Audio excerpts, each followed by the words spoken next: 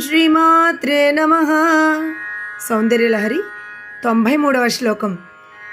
कराळाकेशेषु प्रकृतसरला मन्दहसिते शिरीशाभाचित्ते दृशदुपलशोभाकुचतटे भृशं तन्वी मध्ये पृदुरुरसि जारोहविषये जगत्त्रातुं शम्भोर्जयति करुणा काचिदरुणा. అనువాద పద్యము. చికురములందు వంకరై చిరగ్నవందున సౌకుమార్యమై సకరుణయై శిరీష సుమసామ్యపు చిత్తమునై దృశత్సమాన కఠిన వక్షమై నడుము నల్గినదై పిరుదుల్ విశాలమై సకలము రాగమై తన రుషాంభవ రూపము బ్రోచు లోకముల్.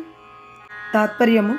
తల్లి జగజ్జనని తలకురులయందు వంకరయైనది, లేత నవ్వునందు స్వభావము చేతనే చక్కనదియు, మనస్సునందు దిరిసెన పువ్వు వలె మెత్తదనము గలదియు, వక్షములు సన్ని కళ్ళు పొత్రము వలె బలుపుదనము గలదియు, నడుమునందు మిగుల సన్నదనము గలదియు, వక్షస్థలము వందు పిరుదుల వద్దను విశాలత్వము గలదియు, ఈ విధముగా ఉండునని చెప్పనలవి కానిదియు, శంభుని కరుణారూపమైన అరుణ అనుశక్తి జగద్రక్ష నిపుణయై సర్వోత్కర్షతో విరాజిల్లుతున్నది.